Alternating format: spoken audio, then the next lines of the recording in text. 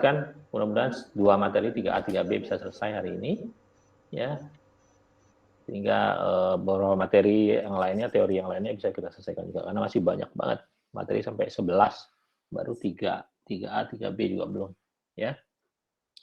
Oke, ada pertanyaan untuk kelas kemarin?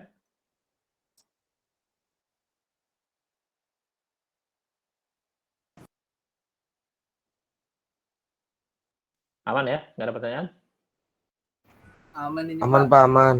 Oke, kita lanjut. Agenda kita hari ini ada 3, burit, aerial plan, dan submarine cable. Ya, di 3A dan 3B.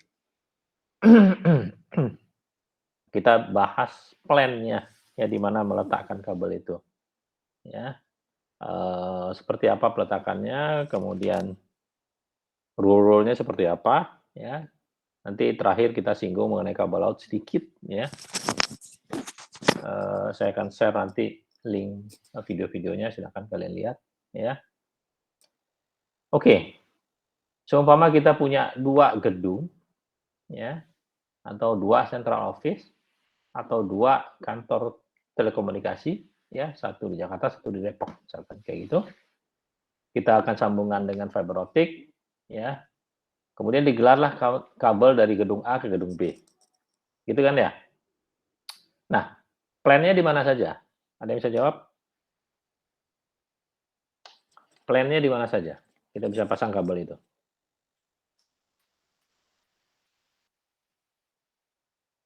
Jafar bisa jawab?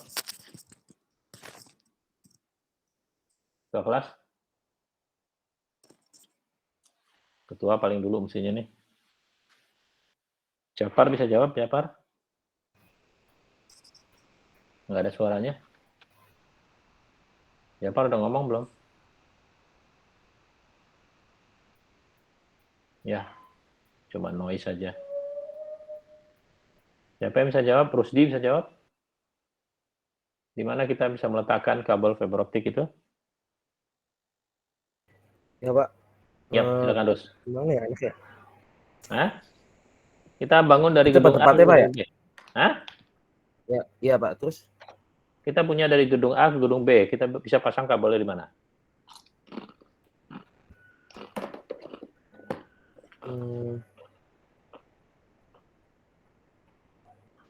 Di bawah tanah mungkin Pak bisa Pak. Ya, Iya, satu Pak. lagi di mana? Di udara Pak. Di udara ya, pakai aerial ya. Oke, 2 itu kemungkinannya, ya. Di bawah tanah atau di udara di aerial pakai tiang, ya. Ini ada fasum ya, atau fasilitas umum berupa jalan raya, tentunya disitulah dipasangnya. Nggak mungkin kita pasang di antar genteng-genteng orang itu tembus dari gedung A ke gedung B. Tidak ya. Dari Pasar Minggu sampai Depok gitu ya kita pasang. Kabel di tanah-tanah pribadi orang tidak mungkin. Semua pasti dipasang di fasum atau fasilitas umum. Ya. Di mana itu ya pasti di jalan raya. Ya, karena itu fasilitas yang disiapkan oleh negara untuk kebutuhan fasilitas umum. Komunikasi salah satunya itu fasilitas umum, ya. Walaupun yang penyediaannya adalah swasta. Sama juga jalan tol, itu penyediaannya mungkin swasta, tapi itu bukan fasilitas umum, ya. Pada undang-undangan diperminta. Nah, kita sebagai operator komunikasi atau kalian nanti kerja di komunikasi, itu pasti kalau untuk menempatkan kabel optik dilakukan di fasilitas umum. Termasuk untuk kabel laut, ya. Itu pasti di taman hiburan, ya, di Ancol, di Anyer, di sini di Karawang ini ada satu lagi, lupa saya namanya, ya. Apa namanya lupa, aduh dulu sering ke sana. Kemudian di Banyu Urip, ya, di Surabaya itu semua adalah fasilitas umum, ya. Nah, untuk di darat tentunya dipasang di jalan raya, ya, mungkin di pinggir jalannya, di trotoarnya, atau dipasang di udara pakai tiang, tiangnya di trotoar, mungkin di pinggir jalan gitu ya, atau dekat-dekat saluran drainase.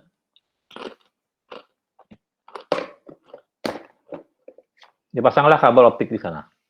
Oke? Seperti ini gambarnya. Pasanglah central office A ke central office B, ya. Kita pasanglah optik misalnya 48 core. Dari gedung A ke gedung B. Seperti ini disambung ke dalam, ya. Ini gambar secara logikalnya aja, ya.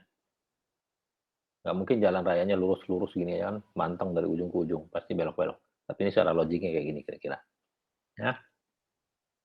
Kemudian mungkin di antara gedung Central Office A, Central Office B ini banyak pelanggan-pelanggan tentu juga akan disambung ke kabel yang sama, ya. Dengan core yang berbeda. Mungkin core nomor 1 dan 2 untuk Central Office A dan ke arah Central Office B. Kemudian core nomor 3 dan 4 ke customer 1. 5 dan 6 ke customer 2 dan seterusnya. Gitu ya. Core yang berbeda. Di mana sebetulnya connectivity-nya selalu seperti ini, point to point. Ya. Ini dari gedung A ke gedung B, kemudian ada dari gedung A ke gedung customer 1 gitu ya. Kemudian ada dari gedung A atau gedung B ke customer lainnya. Seperti itu. Nah, itu diatur core yang dipakai untuk masing-masing gedung atau masing customer atau masing-masing kawasan. Bisa jadi tersambung ke satu apartemen, ya. Pasang alatnya di situ, kemudian dari alat di apartemen itu baru masuk ke masing-masing kamar apartemennya, gitu ya. Ada pembaginya lagi di situ, ya. Kedengaran berisik nggak suaranya? Suara saya? Tidak kok, Pak. aman, Pak. Aman ya? Kebetulan ada yang kerja di rumah nih. Lagi bener-benerin itu. Oke, ini kira-kira seperti ini logiknya. Nah, artinya kita bangun kabel sepanjang jalur itu untuk menghubungkan Central Office A ke Central Office B, plus juga untuk pelanggan-pelanggan sepanjang jalur itu. Oke, saya ulang. Kita bangun fiber optik dari Central Office A ke Central Office B, plus untuk kebutuhan pelanggan-pelanggan sepanjang jalur itu juga. Ya. Jadi kita bisa ambil pelanggan-pelanggan sepanjang jalur itu. Karena itu nanti kalian mendesain satu segmen jaringan dan juga mendata semua pelanggan-pelanggan di antara dua central office. Ya.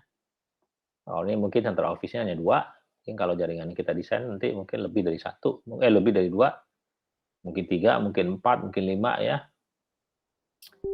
Jarak central office A dan central office B itu sangat tergantung sekali dengan jumlah pelanggan di tengah-tengahnya ini. Ya. Kalau di tengah-tengah ini jumlah pelanggannya banyak, tentu central office A dan central office B ini makin pendek jaraknya. Mungkin central office A bukan di Pasar Minggu sampai ke Depok, bukan. Tapi mungkin dari Lenteng Agung ada, jadi dari Pasar Minggu ke Lenteng Agung, kemudian dari Lenteng Agung baru ke Depok, gitu ya. Atau lebih pendek lagi, contohnya di Sudirman Tamrin, itu lebih pendek lagi, ya. Karena sepanjang Sudirman Tamrin itu pelanggannya ribuan jumlahnya. Satu gedung itu aja sampai mungkin ratusan pelanggan di dalamnya, ya, gedung bertingkat itu. Jadi sepanjang Sudirman Tamrin itu segmen A ke B itu akan lebih pendek. Oke? Kalian mendesainnya juga nanti itu lihat jumlah pelanggannya berapa. Ya, sehingga central office A, central office B itu harus kita perpendek karena jumlahnya banyak banget. Atau central office A, central office B tetap jaraknya tetap ya, jumlah di dalamnya banyak pelanggannya, tapi jumlah kabelnya yang dipasang lebih banyak. Itu risikonya, ya. Biasanya makin banyak pelanggan di situ, segmen yang diperpendek, bukan kabel yang ditambah. Karena penambahan kabel itu sulit, ya. Jadi diperpendek segmen A dan B itu diperpendek. Sehingga jumlah pelanggannya lebih sedikit. Nanti segmen berikutnya untuk jumlah pelanggan berikutnya, gitu ya. Nah, ini kalian akan paham setelah nanti melakukan survei, sehingga kita bisa tentukan central office A di mana, central office B di mana. Kita lihat di antaranya itu berapa jumlah pelanggannya. Kalau banyak sekali jangan jauh-jauh, ya. Jangan kita bikin central office A-nya di Jakarta, central office B-nya di Bandung, jauhan, ya. Mungkin central office A-nya di Jakarta, central office B-nya di Depok, central office C-nya di Bogor, ya kan? Central office D-nya di Puncak, baru terus ke Bandung. Ya, jadi diperpendek. Sehingga jumlah pelanggan di antara dua central office ini bisa diambil semua, ya. Dan pengontrolan trafficnya lebih mudah dibanding kalau panjang sekali dan jumlah pelanggannya banyak, pengaturan core optiknya membingungkan, ya, ribet banget, ya. Sampai kadang-kadang untuk mendesain ini kadang ribut tuh antara desain OSP-nya dan dengan desain core-nya, ya, karena kita harus menentukan jumlah core-nya. Masa kita pasang Jakarta Bandung itu sampai 1000 core gitu kan, itu kan aneh, ya. Sebetulnya kalau kita perpendek antar CO-nya 48 core aja udah cukup, gitu ya. Makin banyak pelanggan makin diperpendek lagi, gitu ya. Risikonya nanti mungkin kabelnya bukan keuntungannya kabelnya lebih sedikit, tapi jumlah perangkatnya lebih banyak, gitu ya. Karena di setiap central office dipasang perangkat transmisi untuk menyalurkan traffic dari customer sepanjang jalur satu segmen antara central office dan central office lainnya. Nah, sampai di sini saya harap kalian paham, ya. Kalau logiknya tidak paham, silakan angkat tangan, silakan tanya. Kalau belum paham logiknya, ya. Silakan kalau ada pertanyaan. Untuk satu lembar slide ini dulu aja. Karena ini kita lanjut nanti makin banyak nih, makin rumit. Paham ya? Semua ya? Pak, saya mau nanya, Iya, Pak. Pak. Ya, silakan mau nanya tadi, Mbak Kang. Pak, untuk kalau boleh tahu ya, Pak, untuk ketentuan dari metropolitan kayak perkotaan gitu, dia ada batas skornya nggak sih, Pak? Ditentuin skornya Ya. gitu. Ya. Di dalam kota metropolitan yang jumlah pelanggannya begitu banyak, ada batasan core-nya nggak? Itu pertanyaannya kan ya. Saya ulang lagi, karena kecil suaranya tadi. Mungkin sebagian nggak dengar. Sepertinya contoh Sudirman Tamrin itu. Bayangkan, di antara 10 meter, 50 meter, 100 meter itu gedungnya banyak banget, gedung bertingkat di situ. Ya. Bahkan jejer-jejer. Sebelahnya ini mungkin jarak 100 meter udah gedung bertingkat lagi. 100 meter gedung bertingkat lagi. Nah, satu gedung bertingkat itu kayak BNI 46, 46 lantai. Gitu ya. Kemudian gedung-gedung seperti Landmark itu 20-an juga lantai gitu ya. Tinggi-tinggi banyak sekali gedung sekarang di Sudirman Tamrin itu. Hampir semua pinggir jalan itu penuh sama gedung bertingkat. Nah, ada keterbatasan nggak jumlah core dipasang di situ? Gitu ya. Jelas, aduh, berisik lagi. Berisik nggak kira-kira? Halo? Masih aman sih, Pak. Kedengeran sih.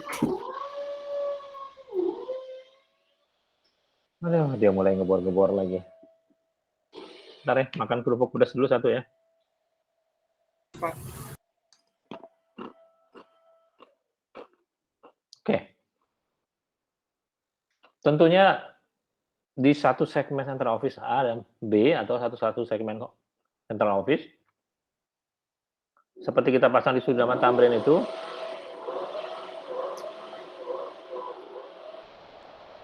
oh my god.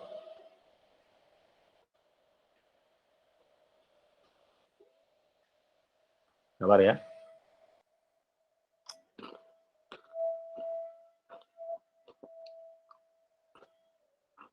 Oke. Bukan keterbatasan kabelnya berapa, tapi kadang-kadang tidak diizinkan kita memasang kabel lagi. Setahu saya, salah satu operator di Jalan Sudirman Tamrin itu jumlah core-nya ribuan, satu operator aja. Ya. Karena mungkin masuk 4 core ke gedung customer 1, 4 core ke customer 2, 4 core ke customer 3 gitu ya. Kemudian di masing-masing gedung itu ada perangkat dipasang untuk distribusi ke masing-masing lantai. Nah, itu kalau kita perkirakan 4 core. Rata-rata dipasangnya antara 6 dan 12 core per customer. Gedung bertingkat, high-rise building. Ya. Berapa ratus gedung high-rise building di Sudirman Tamrin. Ya, 12 kali 100 saja udah 1000 terpasang. Core-nya harus kita siapin. Oke.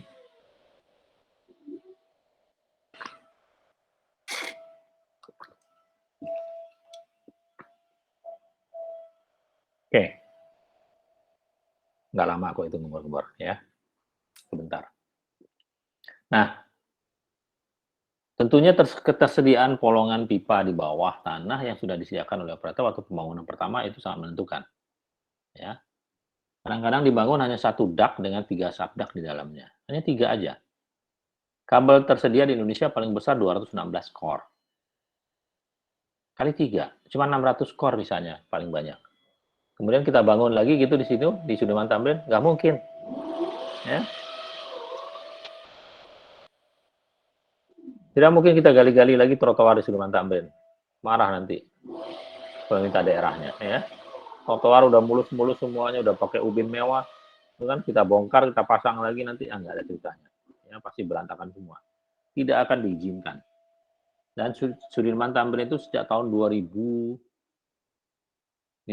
rasanya sudah nggak diizinkan lagi operator gali-gali di sana. Sejak ada MRT itu nggak boleh lagi. Ya. Jadi waktu pembangunan MRT semua dikasih kesempatan untuk gali bareng dengan MRT. Setelah MRT selesai, no way. Ya, tidak boleh lagi gali-gali di sana. Tutup udah. Kalau mau di belakang-belakangnya digalinya, di jalan belakang-belakangnya. Jalan Jaksa, Jalan Tanah Abang gitu ya. Nanti ditarik ke depan. Itu masih memungkinkan. Kalau koneksinya masih memungkinkan. Nah, sangat tergantung dari jumlah dak yang tersedia dan jumlah kabel maksimum satu kabel di Indonesia hanya 216. Itu keterbatasannya. Ya. Kalau jalur di dalam kota kita membangun 1000 core juga bisa, tapi ngapain gitu ya. Toh pelanggannya jarang-jarang gitu. Ya, sini ada satu, nanti 1 kilometer baru ada satu lagi. Rugi kalau kita pasang core banyak-banyak. Perhitungannya kayak gitu. Siapa tadi yang jawab? Yang nanya? Hakim, Pak. Ya, mudah-mudahan menjawab ya, Kim ya.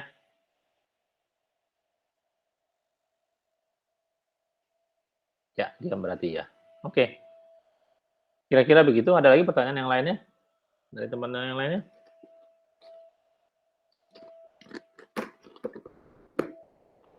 Belum ada, Pak.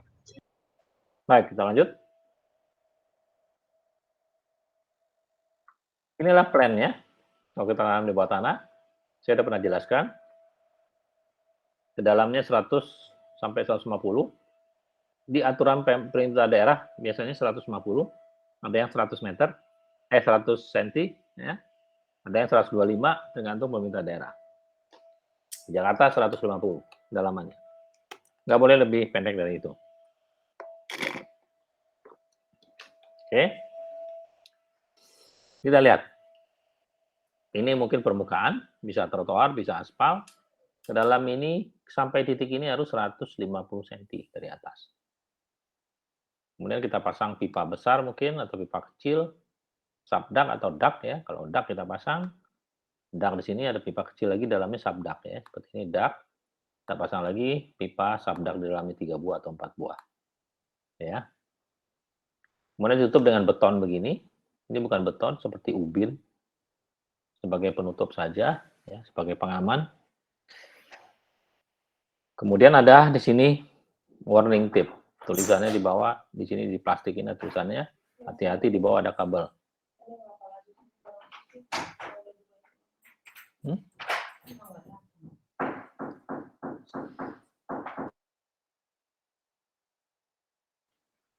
Oke, kita lanjut. Kedalamannya seperti itu, 150 cm. Ini di jarak 1 meter, kalau nggak salah di sini. Ada warning tip, ya. Ini pengamannya di sini. Kemudian baru ditutup di atas pakai tanah lagi, atau ditutup sesuai dengan aslinya. Misalnya di atasnya itu aspal, di aspal lagi. Misalnya tutup di atas itu ada trotoar berupa ubin atau cor-coran, ya tutup lagi sesuai dengan aslinya. Ya. Ini secara perundang-undangannya aturannya seperti ini kira-kira. Ya. Kalau pengerjaannya jalan itu digali, dibongkar, kemudian dipasanglah pipanya, pasang warning tape-nya, tutup lagi gitu ya, selesai. Tapi metode ini sudah tidak populer lagi karena biayanya mahal, ya. Ongkos gali ke bawah ini, kemudian masang warning tape, masang beton ini, kemudian kembalikan lagi permukaan tanah ini sesuai aslinya. Kalau cor harus kita cor lagi, ubin mewah harus kita pasang ganti ubin mewah lagi. Ya. Kalau aspal tentu harus diaspal lagi, ya. Sehingga ini nggak populer lagi, kebanyakan sekarang dilakukan bor, ya, boring.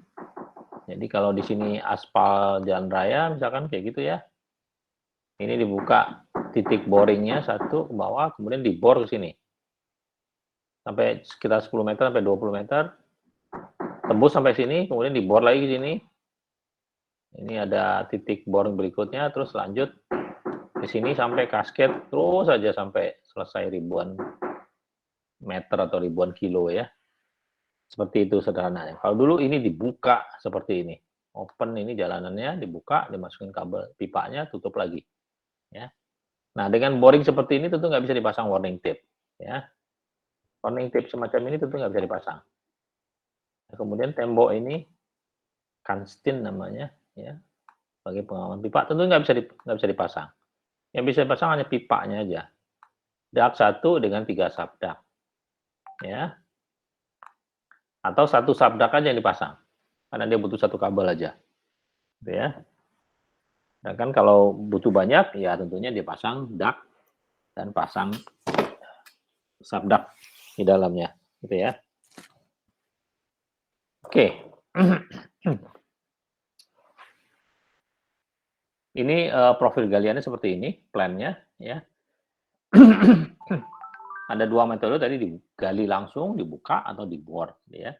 Tapi gali langsung dibuka itu udah jarang sekali dilakukan di Indonesia sekarang, apalagi di kota besar. Itu sangat jarang sekali, ya. Pertama, izinnya susah, ya. Karena kalau kita buka jalanan itu, kita pasang subdaknya atau daknya gitu ya, baru kita tutup. Itu bikin susah banyak orang, ya. Lalu lintas terganggu, kemudian masyarakat terganggu gitu, jalanan becek, musim hujan lagi, ya. Karena banyak kerjaan-kerjaan semacam ini itu pelaksanaannya di pertengahan atau di akhir tahun. Kenapa begitu? Biasa mereka menganggarkan awal tahun, kemudian setelah dianggarkan, di-plan, desain, survei, kemudian dicari vendornya yang bisa mengerjakan, ya, tender, ditentukan pemenangnya, kemudian pemenangnya minta izin ke pemilik lahan, kemudian dia laksanakan pekerjaannya. Hitung-hitung tuh biasanya setelah Juli, Agustus, bahkan akhir-akhir tahun dikerjainnya baru selesai sampai Januari. Itu adalah musim hujan. September, Oktober, November, Desember itu musim hujan semua. Yang berber itu. September, Oktober, November, Desember. Yang nama akhir bulannya berber itu biasanya musim hujan. Kayak sekarang kita di bulan September. Hampir tiap hari hujan. Dan intensitasnya makin tinggi sampai di Januari. Kata BMKG kemarin saya lihat beritanya. Ya. Makanya untuk pekerjaan yang open cut atau digali-gali, istilahnya open cut, di open kemudian di cut gitu ya. Istilah OSP-nya, ya. Itu sangat sulit sekarang dapat izinnya, ya. Selain itu juga sebetulnya metode boring itu jauh lebih murah, ya. Open cut itu bisa 250.000 per meter biayanya, bayangkan. Sedangkan kalau bor itu cuma sekitar 80-an ribu per meter biaya ongkos galinya ya, belum yang lain-lainnya. Tapi ongkos galinya dulu 250 open cut itu sangat mahal, ya. Jadi kalau 1 kilometer kira-kira 250 juta biayanya. 1 kilometer. 1 kilometer itu dari mana ya? Kalau kita dari mana? Dari gerbang UI sampai ke PNJ itu 3 kilometer. Ya. Jadi bagi 3 lah kira-kira segitu jarak 1 kilometer itu 250 juta. Ya. 4 kilometer 1 miliar sudah biayanya. Baru belum pipanya, belum kabelnya dan segala macamnya. Ya. Nah sekarang biaya dengan boring hanya 80.000 per meter, 1 kilometer 80 juta, 10 kilometer baru 800 juta. Ya. Tadi 4 kilometer aja udah 1 miliar. Kira-kira. Jadi jauh lebih murah penggunaan boring dan relatif tidak mengganggu masyarakat ya, karena mereka melakukan pengeboran titik bornya kecil-kecil, gitu ya. Yang becek itu hanya titik bornya itu aja, sedangkan yang lain-lainnya tidak. Ya. Dan cepat pekerjaannya. Ya. Kalau tim bornya mungkin 10, sehari itu mungkin bisa sekian kilometer. Itu pekerjaannya selesai, tutup, dah selesai, hilang. 1 hari. Ya, bayangkan. Sedangkan kalau open cut, waduh, itu mungkin jalanan itu dibongkar seminggu, 2 minggu, 3 minggu, baru tutup lagi. Waduh, menyusahkan banyak orang. Ya. Oke. Ini profil galiannya. Ya, kita bisa lihat dari penampang vertikalnya kira-kira kayak gini. Mungkin ini dilakukan di trotoar, mungkin di aspal ya, kalau tergantung izin dari pemilik lahannya. Mereka punya data. Si operator A dari trotoar sebelah kiri, mungkin di tengah ada lagi, ini sampai kanan, udah ada lagi semua, sudah penuh. Nggak mungkin lagi digali di situ. Atau nggak mungkin dipasang di situ. Nanti saling mengganggu. Ya udah, bergeser ke aspal. Gitu ya. Dan biasanya juga di pinggir-pinggir, nggak sampai tengah. Ya, nggak mungkin sampai tengah, nanti mengganggu lalu lintas. Oke. Gambar seperti ini posisinya. Ya. Ini mungkin trotoar ya. Sorry. Ini mungkin trotoar. Ini mungkin taman, gitu ya. Ini drainase, ini aspal. Ya. Nah, diberi kesempatannya di semua titik ini sebetulnya. Bisa diberi kesempatan untuk pekerjaan pembangunan OSP di semua titik ini ya. Paling utama sebetulnya di trotoar. Ya. Kalau di taman bisa juga sebetulnya. Ya. Kemudian alternatif berikutnya di bawah drainase, saluran air yang ini. Di bawah ini dipasang 1,5 meter di bawah permukaan drainase. Misalnya drainasenya ke bawah 1 meter, nah ini 1,5 meter ke bawahnya. Operator nggak ada yang mau di situ. Biayanya mahal banget. Ya. Makanya biasanya mereka minta udah diaspal aja Pak, gitu kan. Minta izin ke pemilik lahan. Udah diaspal aja, sudah, berarti di sini. Berarti 1,5 meter dari aspal ke bawah. Ya. Namun banyak yang nggak tertib juga, kadang-kadang 1,5 meter udah dibilang, udah semeter belum? Udah, padahal baru 1,5 meter gitu ya. Hanya di kedalaman 1,5 meter. Kalau dulu saya sebagai waspang selalu saya coret. Ya, saya cek kurang dari 150 coret, kurang dari 150 coret. Ya. Terakhir dikasih kelonggaran pokoknya antara 100 sampai 150 oke. Ya udah. Lebih pendek dari 100 cm ke bawahnya coret. Ya, 75 coret, 50 coret. Bahkan ada yang pasang 25 cm, ada yang pasang 10 cm dari permukaan aspal. Itu waspangnya tidak tertib, gampang tergoda oleh rayuan-rayuan kontraktor, gitu ya.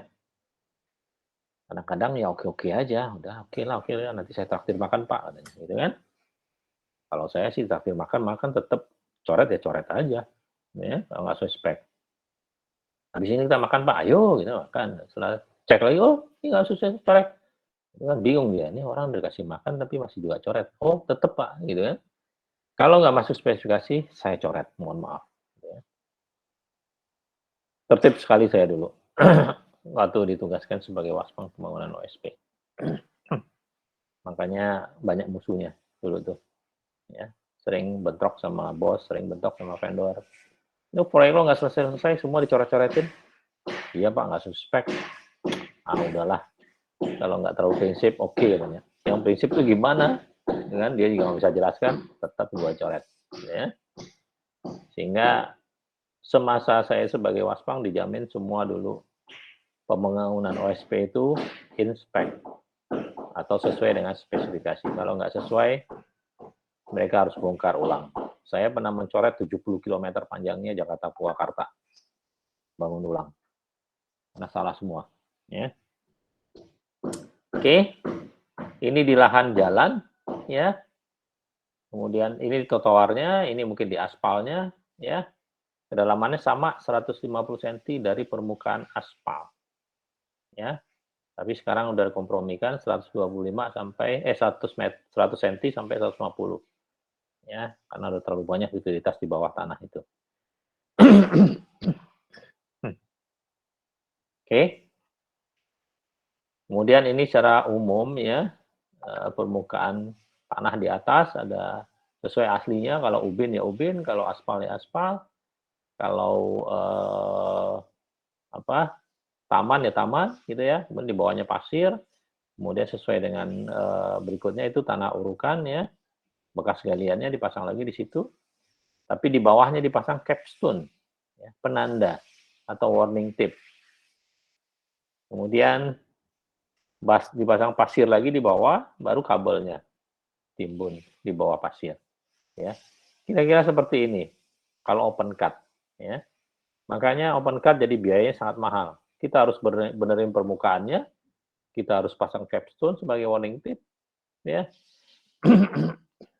Kemudian kita pasang pasir lagi, beli pasir lagi, beli ubin lagi, beli trotoar lagi untuk gantinya gitu ya, beli aspal lagi. Lebih baik boring saja.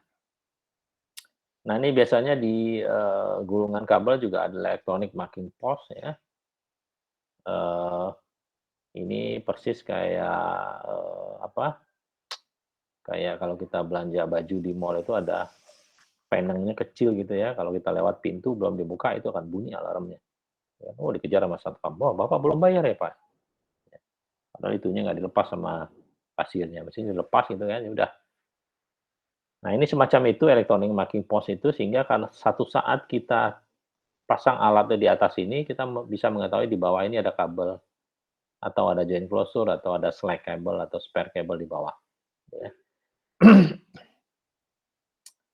Ini tahun-tahun 2010-an dipakai ya, tapi sekarang lahirnya nggak juga. Ya. Karena nggak perlu EMP atau electronic marking post, pakai kabel detektor aja di sini ketahuan kok di bawah ada joint closure, ada kabel, itu ketahuan. Ya, gampang sekali.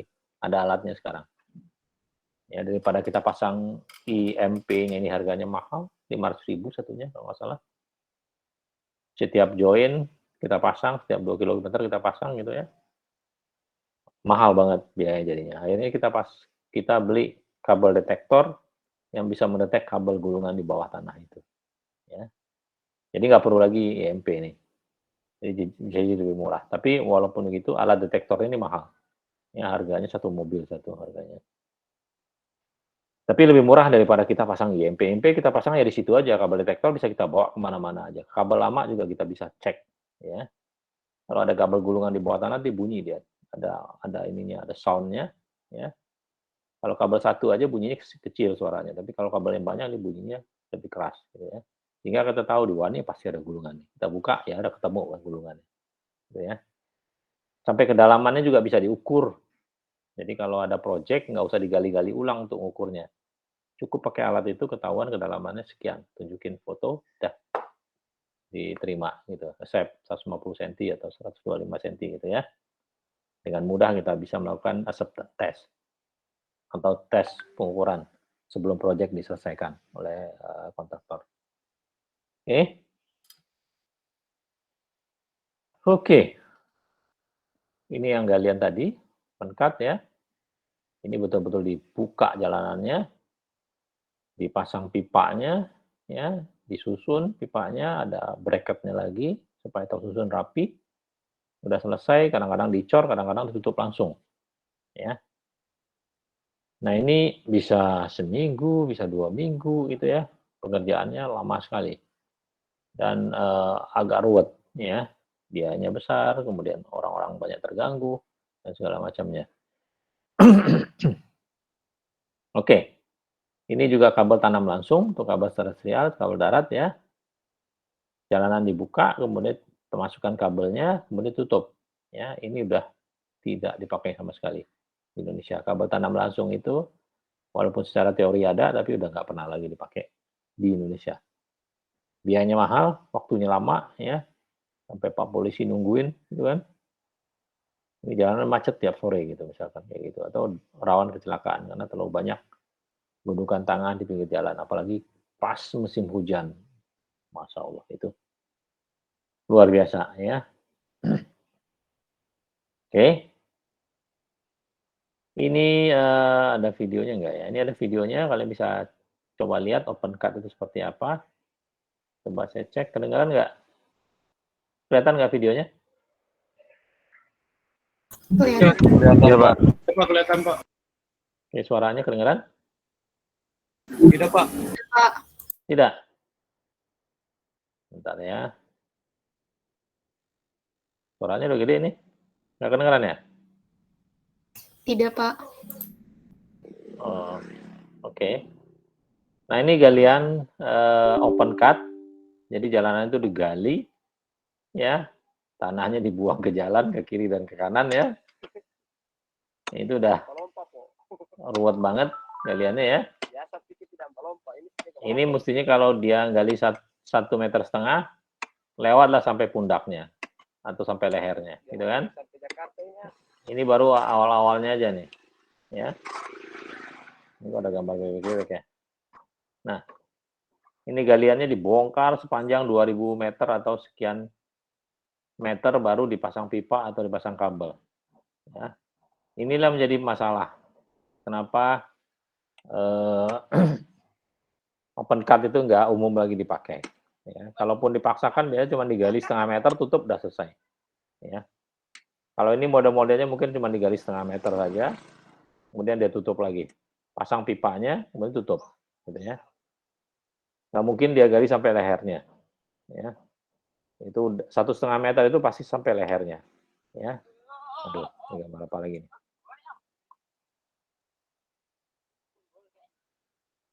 Oke. Nah, ini metode open cut ya. Ini paling dalam mungkin ya 1 meter atau 0,5 meter mungkin ya, nggak tahu ya. Ini mungkin 1 meter nih, lumayan dalam. Ya. Baru dipasang pipa, tutup. Baru kemudian baru dipasang kabel dalam pipa itu. Gitu ya.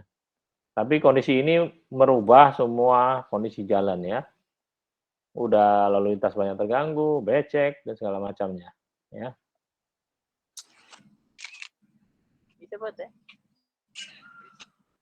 Oke. Nah, ini lumayan dalam ya. Mungkin 125 atau 150. Ya, tapi kita lihat di sini harus dibuka terus sampai pipanya dimasukkan. Ya, tunggu dulu pipanya datang, masukkan, tutup. Ya. Atau kabelnya ditanam. Ini ada 3 sabdak dia masukin sekaligus, baru tutup. Ya.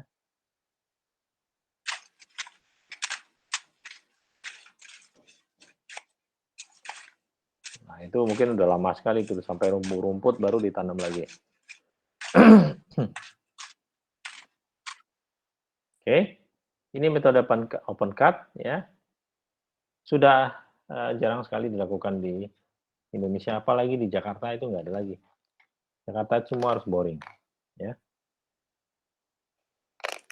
Oke. Ini metode boring manual. Bor tapi manual. Ya. Di sini hanya dibikin galian kecil-kecil saja untuk memasukkan orang ke dalam, kemudian dia melakukan pemboran secara manual. Bentar ya.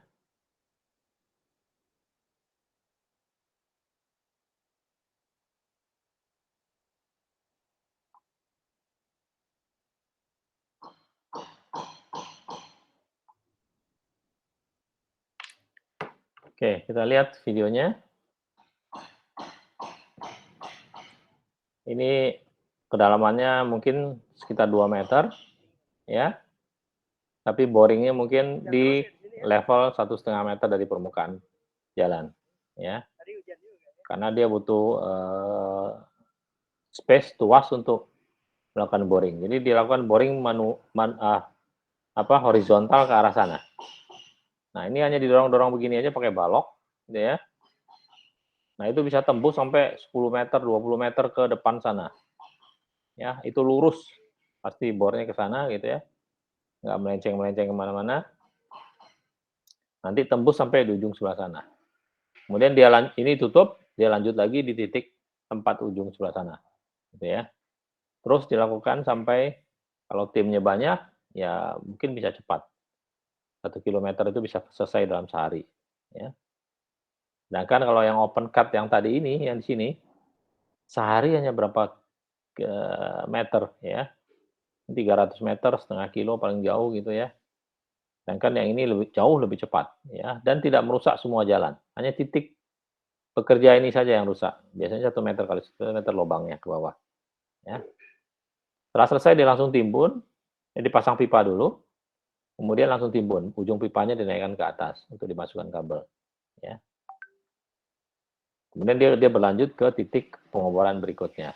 Sebentar kita lihat videonya. Tadi sudah ya.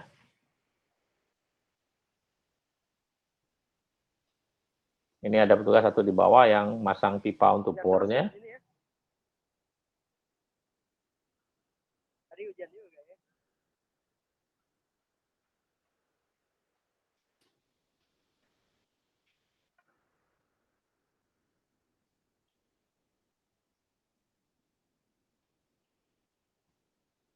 Ya, tinggal didorong-dorong gitu aja.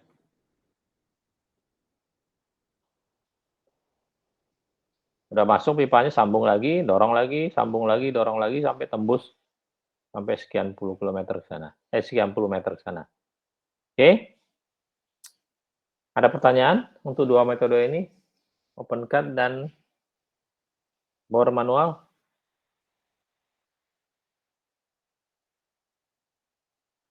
Halo? Belum ada Pak dari saya Pak. Belum, Pak. Oke, kita lanjut ke... Itu sih Pak, saya mau nanya Pak. Ya, boleh, silakan. Itu sih Pak, kalau itu kan borannya terbuka gitu ya Pak. Kalau misalkan terjadi hujan gitu, terus nanti air masuk, itu gimana Pak? Ya, istirahat dulu mereka. Nggak mungkin kalau hujan terus masuk, termasuk yang di galian open cut tadi. Kalau hujan mereka berhenti dulu. Nggak mungkin gali sambil hujan. Tanahnya lontur lagi ke bawah gitu ya. Mereka berhenti dulu. Juga termasuk boring manual ini biasanya kalau hujan ya berhenti dulu mereka. Ya.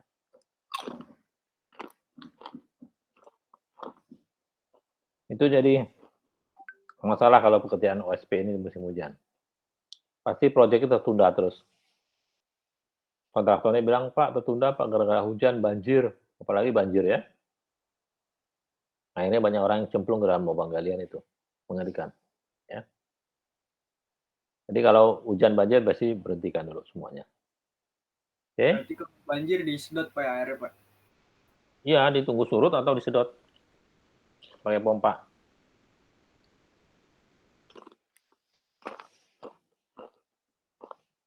Oke? Oke Pak. Jawab ya. Lanjut. Ya, lanjut. Ini boring mesin yang metodenya lebih pakai mesin ya, lebih tidak pakai nasi pecel tadi. Gali tadi pakai nasi pecel itu, ya, tenaga manusia yang diutamakan. Ini pakai mesin. Tentunya ini lebih mahal, bisa 10 kali lebih mahal biayanya per meternya. Ya. Kalau tadi boring manual bisa 80.000 per meter, kalau ini bisa sampai 1 juta semeter. Ya, jadi kalau kita bangun 1 kilometer udah 1 miliar. Ya. Dari gerbang UI sampai ke dalam, kita gali pakai boring mesin ini, udah 3 miliar. Ya. Baru untuk boringnya saja. Belum material yang lain-lainnya. Ya. Jadi boring mesin ini sangat mahal biayanya. Coba kita lihat videonya.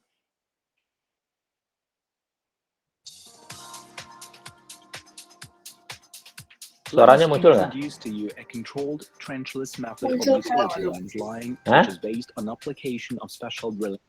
Muncul suara videonya? Muncul ya? Oke. Kalian tonton dulu sampai akhir ya, nanti saya jelaskan. Controlled horizontal drilling facility UNB 1550 manufactured by Sviatolit Enterprise. This technology gives an opportunity to lay polythene and steel pipelines. Application of modern computer-aided tracking system gives an opportunity to monitor position and location of boring head, as well as to control drilling process at depth up to 21 meters, of a diameter up to 500 millimeters, with a length of a pipeline up to 400 meters without outcrop. Minimal environmental impact. Drilling machine is unloaded at site along center line at a distance from entry point. This distance may be up to 1.6 meters. Angle of entry may be up to 15%.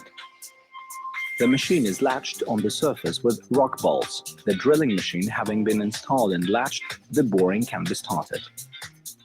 Monitoring of position and location of boring head is performed with a locator receiving device that receives and processes the signals from transmitting device built in the body of the boring head. Visual information on location and angle is indicated on the monitor of the locator. The same information is indicated on the operator's monitor of the drilling machine. These data contain influencing parameters for monitoring compliance of drilling route with one designed and for avoiding risk of breaking of pipeline work section. Before the works, it's necessary to trace a drilling route. Then, calibration of ultrasonic locator is to be performed. Operator will be able to control boring head motion along the whole path. Hex collar with converter attached to the first rod is inserted into code at an angle. Special navigation system helps to control motion trajectory. Drilling mud is being fed under high pressure into drilling zone. Drilling mud dilutes coat and forms bore hole.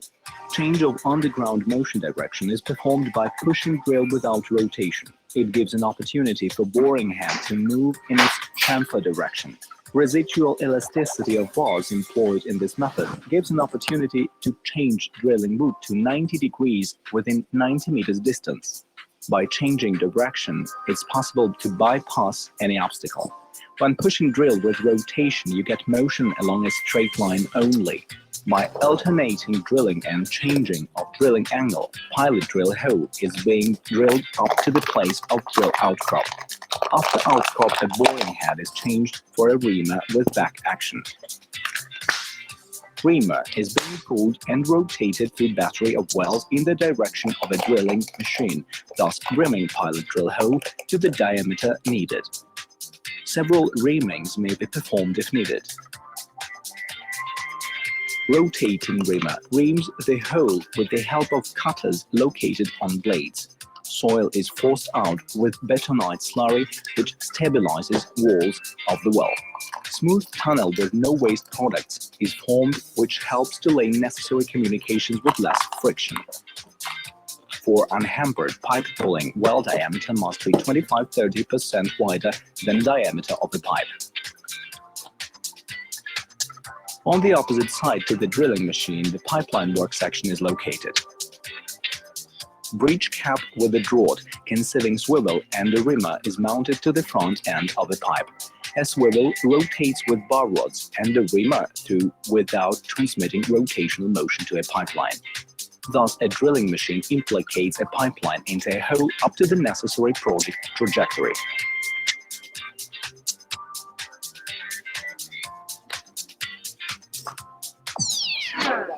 Trenchless drilling methods are applied for laying of communication lines including fiber ones, electric cable underground laying, fuel and natural gas pipelines, non-arterial products pipelines offtakes of the arterial pipelines, sewerage, force main and gravity sewer, water pipeline, replacement pipes, demolition of the old ones with simultaneous pulling of the new ones with bigger diameter. Traditional open method of utility lines laying needs essential number of complex procedures, approvals by governmental agencies and perfect renewal of spoiled landscape. All these points essentially increase costs and time needed. Controlled trenchless method of utility lines laying using Sviatolit UMB 1550 helps to avoid such difficulties. The advantages of this method are evident: quickness, economic feasibility, rapid time to value, and absence of necessity to shut off traffic. The works are performed on considerable distances without cover destruction, under rivers, lakes, channels, ravines, forest, and park areas. Under functioning rail and motor roads, street railways, airstrips. On the territory of operating enterprises. In exclusion zones of overhead high voltage lines, gas, fuel, and other mains. close to architectural and historical monuments. In hard-to-reach places of urban areas. At final stage, all excavations are raked clean, all fencings are removed, and all vegetation elements are restored. Oke. Oke, kita ulang lagi ya dari awal. Mesinnya seperti ini, kira-kira ya, sangat besar. Yang banyak dipakai di Jakarta itu lebih besar daripada ini. Fisiknya lebih kecil, tapi untuk drillingnya bisa sampai 800 sampai 1 kilometer ya, jaraknya. Yang mesin ini buatan Rusia hanya sampai 400 meter paling jauhnya dia bisa gali. Dia bisa bor, gitu ya. Bayangkan kalau di gerbang UI di depan itu cuma 3 kali gali sampai tembus langsung ke Politeknik, gitu ya. Dia bisa gali 3 kali bor aja. 1 kilometer, 1 kilometer, 1 kilometer tembus sampai ke dalam, ya. Nah, alat ini dipakai ya untuk kondisi-kondisi tertentu saja, ya. Tentu alat ini dipasang dulu di satu tempat, ya. Dia dipasang pondasinya dulu, diaktifin seperti ini kira-kira. Dia cagakkan dulu ya seperti pondasi dia sehingga bisa berdiri untuk lakukan pengeboran. Dia harus pasang dulu kakinya di depan ini, ya. Sehingga bisa di apa? Sebentar. Suaranya saya kecilkan, ya. Nah, dipasang dulu pondasinya di sini, ya. Sehingga mesin ini bisa punya kokoh berdirinya untuk melakukan pengeboran ke depan. Nah, di arah boringnya itu harus diperiksa dulu apa yang ada di bawah, ya, dengan alat detektor. Mungkin di bawah ada pipa air, ada pipa listrik, ada segala macam. Sehingga mata bor itu bisa dibelok kiri, belok kanan, kemudian naik ke atas, turun ke bawah. Ya, sehingga menghindari utilitas yang ada di bawah. Ya, sehingga tidak saling mengganggu dengan yang sudah ada existing di sana. Nah, ini data dulu ya. Kemudian dia lakukan nanti jalankan mesinnya itu dengan mengikuti detektor di ujungnya, gitu ya. Sehingga dia harus kemana arahnya galiannya, ke kiri, ke kanan, depan, belakang. Oke, sebentar. Ya.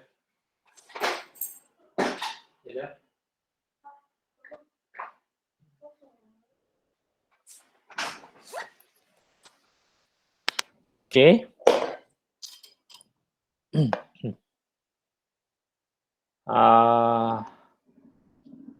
Sampai di sini saya ulang lagi. Dia lakukan deteksi dulu apa yang ada di bawah, kemudian mulailah pengeboran dari sini, ya.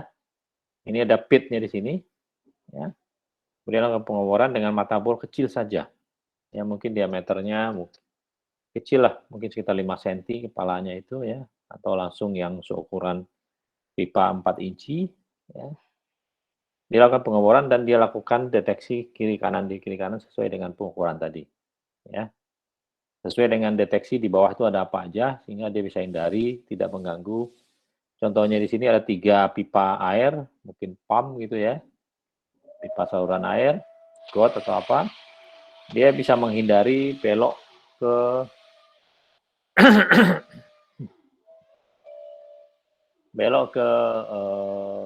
untuk menghindari utilitas yang ada di bawah itu. Oke. Tunggu sebentar, berisik.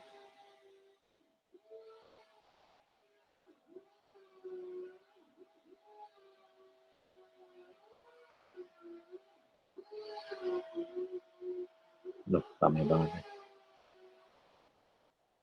Oke. Sehingga sampai di ujung selesai pengeborannya untuk diameter kecil saja. Kemudian di ujungnya dipasang lagi mata bor yang lebih besar. Kemudian langsung disambung juga dengan pipa di belakangnya. Ini kemudian pengeboran makin besar, ya.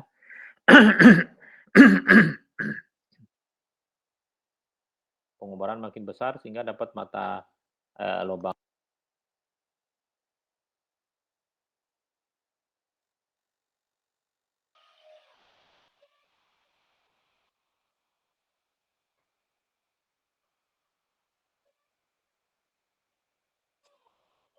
Aduh, berisik nih di rumah. Oke, nah sampai ke ujung sehingga didapatkan lubang yang lebih besar.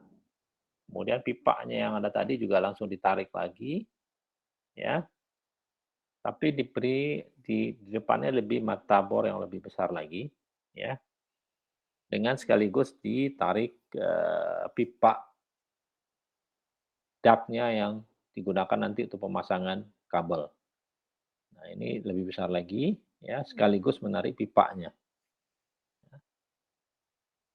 Pipanya ditarik gitu ya. Nah, ini sekali pengeboran ini bisa sampai 800 meter atau 1 kilometer ya mesin dari Indonesia. Ya. Nah, selesai sudah pengeborannya. Tinggal dilanjutkan untuk OSP berikutnya. Ya, ini misalkan di bawah sungai contohnya.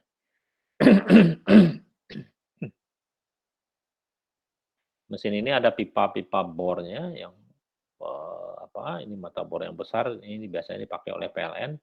Itu diameternya bisa sampai 60 cm. Ya. Biasa mereka langsung tarik setelah mata bor itu pipa yang besar di belakangnya itu ya. Kemudian nanti baru pipa kecil dimasukkan di dalamnya lagi. Atau ditarik langsung di belakangnya itu misalnya pipa 4 in tapi banyak gitu, ada 3 atau 4 sekaligus ditarik.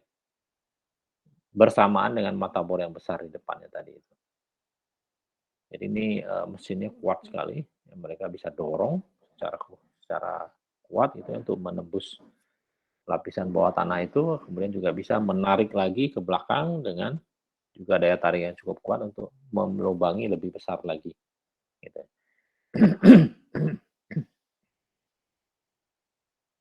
Oke.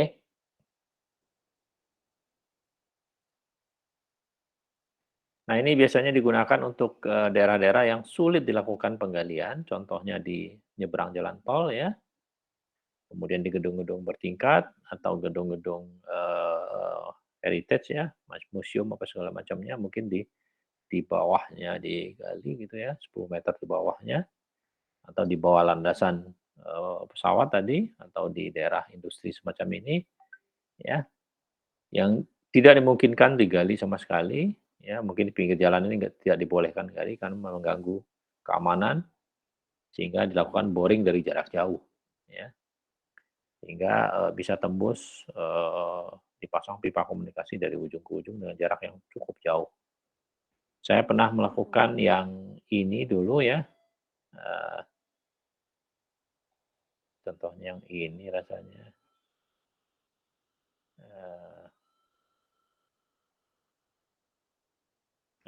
Bukan.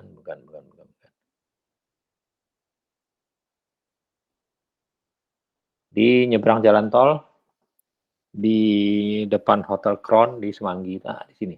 Ini nyebrang jalan tol ya.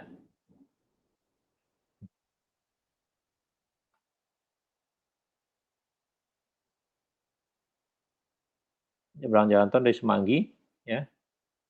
Tembus langsung ke Polda Metro. Itu jaraknya kalau nggak salah 300 meteran ya. Itu semalam tembus di jalan nyebrang jalan tol semacam ini, ya. Jalan tolnya 3 jalur kiri, 3 jalur kanan. Kemudian tambah lagi jalan provinsinya di kiri, ada 3 jalur lagi. Jadi totalnya ada 12 jalur jalan. Kita melakukan bor di bawahnya, tembus sampai ke ujung, semalam selesai. Ya. Karena nggak mungkin digali. Ya. Pakai tiang juga nggak mungkin. Ya. Karena jalan tol nggak ada tiang di atasnya, melintang. Ya, karena jalan tol itu spesifikasinya untuk perangkat kendaraan-kendaraan berat segala macam bisa masuk. Ya. Jadi dilakukan pengeboran dari ujung ke ujung. Dari kiri jalan tembus sampai ke Hotel Crown di sebelah kanan. Ya. Oke, ada pertanyaan untuk boring mesin?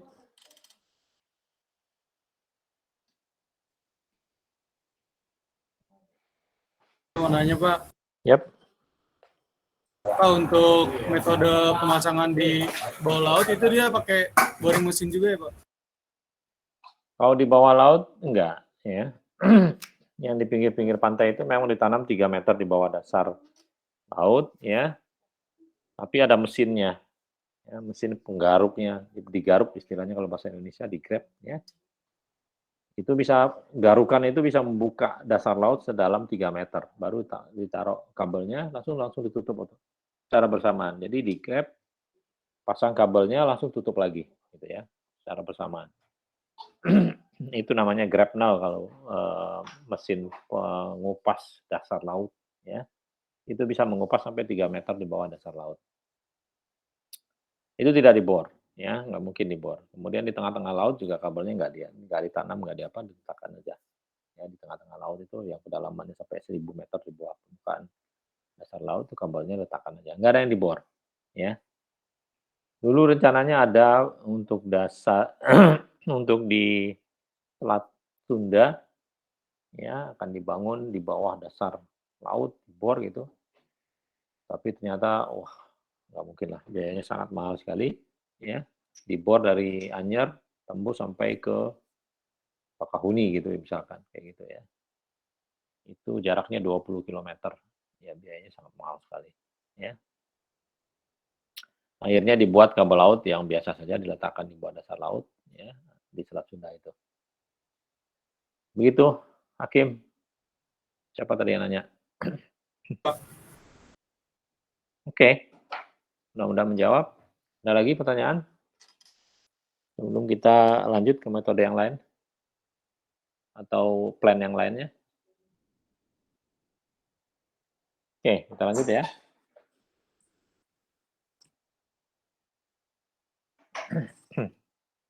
Ini untuk di darat ya, tapi mungkin melewati area-area yang tidak bisa kita lakukan penanaman kabel di bawah tanah, ya contohnya di parit atau di sungai, ya mungkin ada sungai, ya ada jembatan penyeberangannya. Nah, di mana letakkan FO-nya? Ya, atau ada parit di atas sudah ditutup, ya. Jadi nyebrang parit itu dari kiri ke kanan jalan. Nah, FO-nya di mana dipasangnya? Ya, kalau paritnya kecil dipasang di bawah paritnya. Ya. Contohnya seperti yang ini. Itu dipasang di bawah paritnya. Kalau memang masih memungkinkan, ya, dilakukan pengeboran secara manual hingga tembus di bawah parit, ya. Kalau harus pakai mesin lagi, pengeborannya di bawah parit ya enggak lah, ya.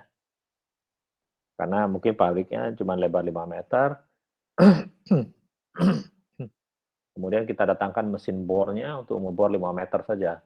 Nggak mau dia. Ya. Memang 1 meter 1 juta, 5 meter. Tapi ongkos bawa ke sana mungkin puluhan juta untuk bawa mesin ke sana. Pakai tronton ke situ. Gitu ya. Jadi untuk jarak-jarak pendek mesti parit-parit begini, metodenya yang di bawah parit atau di atas parit seperti ini. Ya, di atas parit. Dengan catatan ini masih tidak mengganggu saluran air, kedalamannya cukup gitu ya. Dan biasanya dikasih kawat duri biar nggak main anak-anak di sini. Ya, kalau nggak anak-anak jalan di situ, kemudian main-main kayutan di situ segala macam ya, sehingga itu jadi terganggu. Ya. Ada aja kadang-kadang orang itu nggak ngerti kita. Ngapain jalan lewat situ? Jalan rayanya udah jelas lebar-lebar di atasnya, dia jalan di situ. Sehingga pipanya sampai patah kadang-kadang. Ya. Kita bingung, kenapa bisa patah? Kalau nggak digelayutin, kalau nggak dimain-mainin, nggak bakalan rusak itu pipa sebetulnya. Ya. Tapi ya patah kadang-kadang, nggak ngerti. Iseng aja mungkin kakinya lewat situ. Ya. Jalan raya di sebelah sana udah besar gitu ya, udah jalannya bagus pakai aspal, dia lewat pipa yang kecil. Mungkin tantangannya lebih gede kali buat mereka. Ya. Aneh-aneh memang kejadiannya. Saya juga bingung. Kata orang lapangan, pipanya pecah Pak, diinjak anak-anak. Lah, ngapain anak-anak ke situ? Kan? Ini bukan anak-anak, ini masih bapak-bapak nih. Ya, kalau pipanya kan pipa besar, 3 inci, tebal lagi dari besi. Bisa patah. Ya. Nah, itu harus diperhitungkan. Ya. Pemasangannya sehingga tidak mengganggu saluran airnya dan juga tidak diganggu-ganggu oleh orang. Ya. Atau dibuatkan jembatan khusus ya. Nanti di halaman berikutnya kelihatan modelnya pas. Jembatan khusus dipisahkan dari jembatan.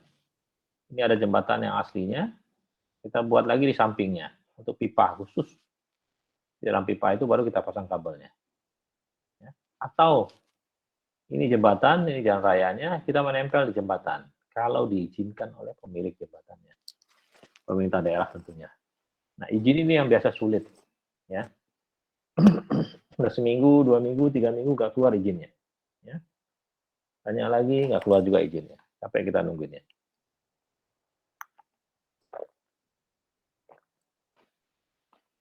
Terus kemudian kita tempelin sedikit amplop di bawah mapnya gitu ya. Oh, langsung selesai keluar izinnya. Nggak benar. Ya. Ini kadang-kadang sulit banget minta dapat izinnya. Sampai kadang-kadang bisa kita tongkrongin di kantornya itu ya. Oh, belum. Masih tunggu direview dulu sama atasan. Dicek dulu oleh teknis. Nggak selesai-selesai. Kita udah buat gambarnya, kita udah buat desainnya, nempel di mana pipa kita gitu ya. Kita serahkan. Nggak selesai-selesai izinnya. Ya. Sehingga akhirnya buat jembatan sendiri. Gitu ya. Atau kita pasang di bawah parit. Ya. Atau pasang di atas ini. Ya. Atau pasang di atas parit itu seperti ini. Ya.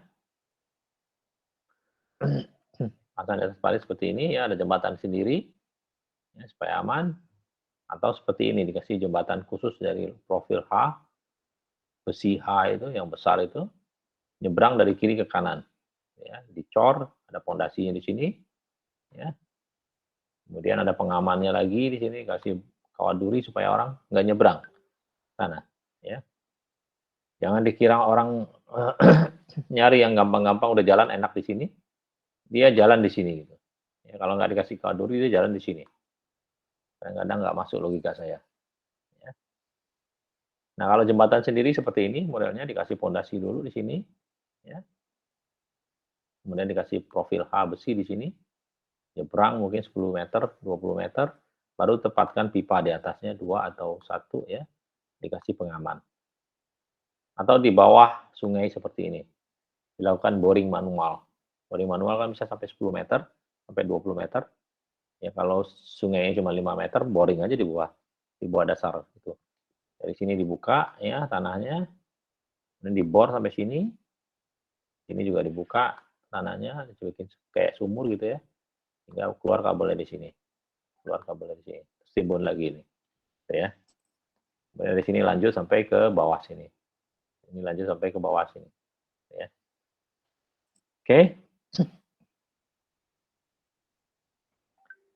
Ini metode crossing ya di kabel darat. Banyak macamnya atau semacam ini. Ya. Ini banyak ini banyak kita terapkan di kabel Trans Jawa dulu. Pasang dari Jakarta sampai ke Surabaya sampai ke Banyuwangi. Jadi kalau kalian lewat di jalan non tol ya di Pantura atau jalur selatan ya, Nagrek segala macam. Kalau nyebrang sungai seperti ini, pakai tiang, ya. Ini dipasang tiang 9 meter ke atas, tinggi 9 meter, ya. Kemudian dari kabel bawah tanah akan naik ke tiang ini, kemudian nyebrang ke seberang sana juga dipasang tiang, ya. Jadi HDPE dari bawah langsung naik ke atas, tembus ke sini, terus sampai ke bawah sini, sampai sebelah sana, ya. Nah tentu tiang ini dia kasih seling pengaman ke sini, 2 ya, mungkin kadang-kadang 2 selingnya, mungkin 3 juga, ya untuk pengaman supaya nggak ketarik ke bawah, tergantung panjang,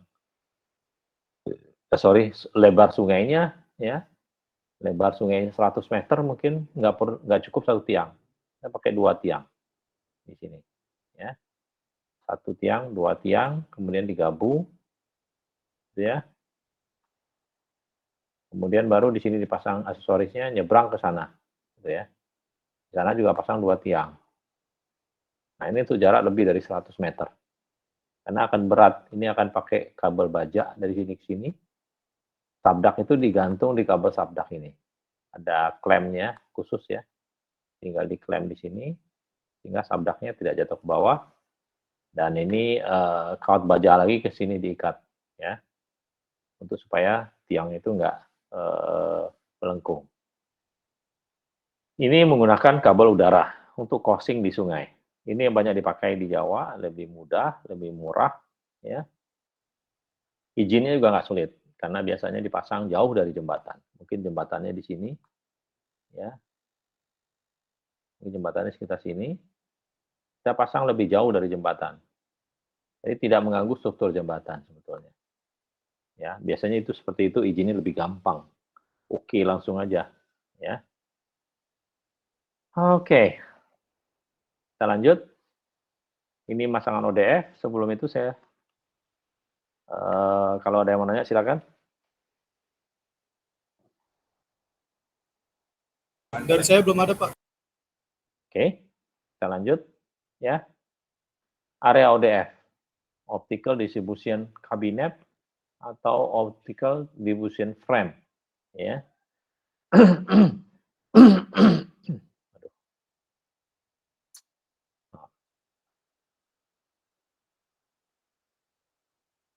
Itu dipasang tetap di permukaan tanah, ya. Jadi dari OSP, dari galian OSP langsung naik ke atas.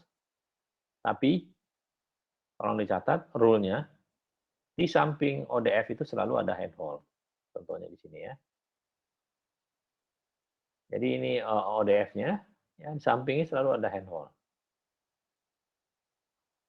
Ini penempatan kabel spare di sini baru naik ke atas. Ya. Atau kalau di beberapa ODC di bawahnya itu ada box, di pondasinya itu ada box yang merupakan ruang kosong, jadi kabelnya dari bawah, spare-nya letakkan di dalam ruang kosong ini, baru di atasnya ODF. Ya. Beberapa ODF itu ada tempat menempatkan spare kabelnya sehingga tidak diperlukan lagi handhole di bawah. Ya. Kalau seperti ini handhole-nya di bawah, ya digulungkan di bawah baru naik ke atas kabelnya. Nah ini ditempatkan di trotoar, dikasih pengaman ini, patok pengaman supaya kalau ada motor mobil nyasar itu terhalang oleh itu gitu ya. Oke, ini area ODF ya, di mana biasanya dipasang di pertigaan jalan, di perempatan jalan ya. Kalau kemarin sudah saya jelaskan rule-nya, misalkan di satu titik ini ada berapa kabel, tentunya di sini pasang ODF, tengah-tengahnya ini, utara, selatan, gitu ya, barat, timur. Nah ini dipasang ODF tengah-tengah sini. Ataupun pertigaan biasanya begitu juga. Nah ini pasang ODF di sini. Gunanya lah untuk mengatur kabel mana yang dari kabel kiri ini ke arah sini, mana yang ke arah sana, core-nya, atau yang lurus ke sana. Itu pengaturannya supaya lebih mudah ya, dan penggunaan core-nya lebih efektif daripada kita sambung secara fix menggunakan joint closure.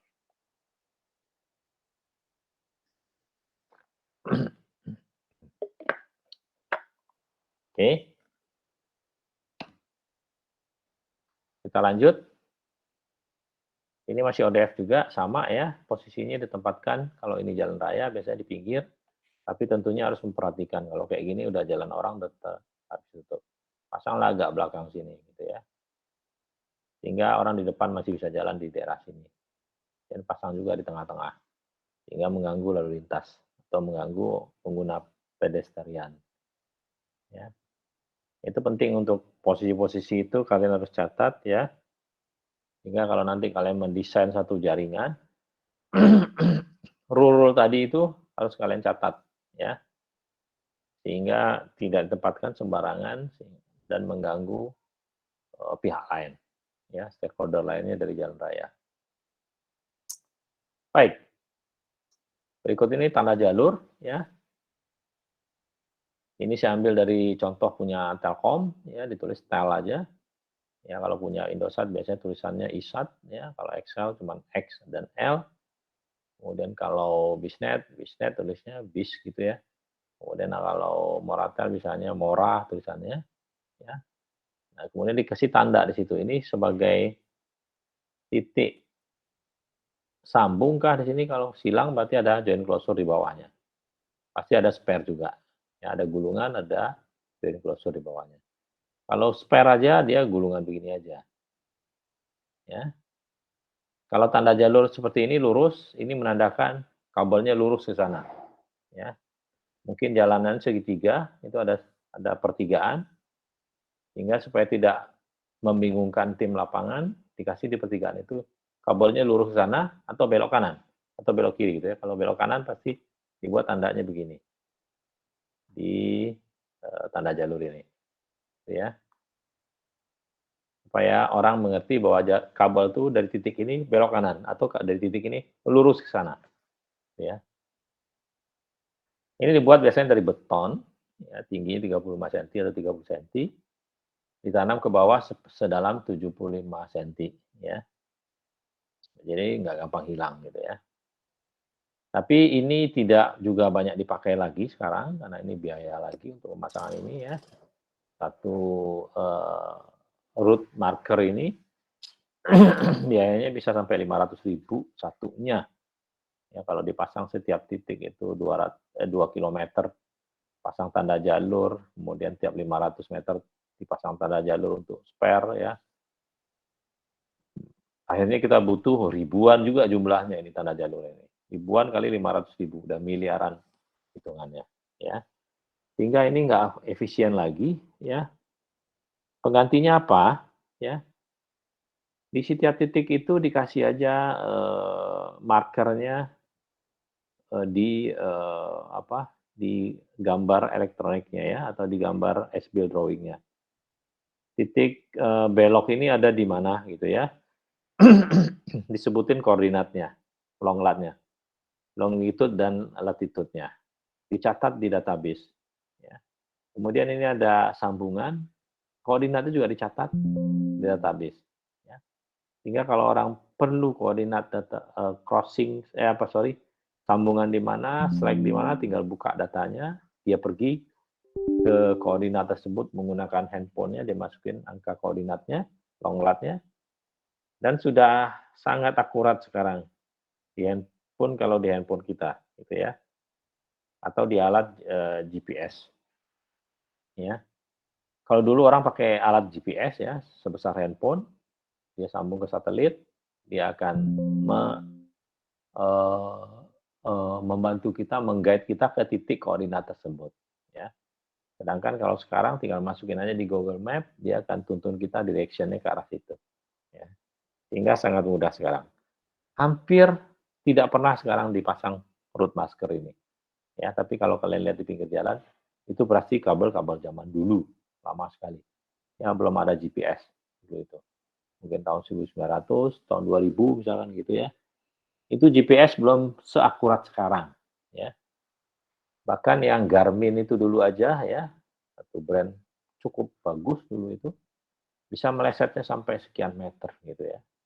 Mesti titiknya di sini nih, tapi ini berdasarkan alat ukur nggak di sini gitu, di sebelah sana. Bingung. Tapi sekarang dengan menggunakan handphone saja, ya, kita udah sangat akurat, paling meleset setengah meter. Setengah meter tuh deket lah. Ya. Ini ada sambungan di bawah nih, kita gali, nggak ada sebelah kirinya atau sebelah kanannya sedikit, pasti ketemu dia, gitu ya. Nggak sulit. Sangat akurat walaupun sekarang pakai handphone. Ya. Ini tanda jalur, itu materi kita yang pertama, 3A. Ada pertanyaan, silakan.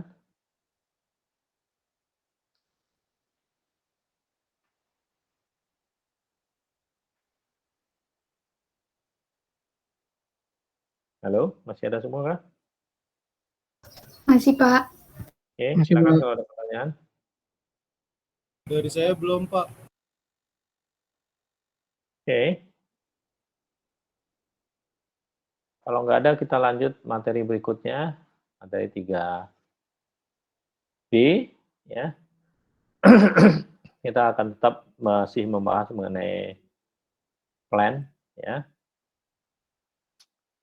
Kita break dulu, saya pikir ya, sambil sholat asar.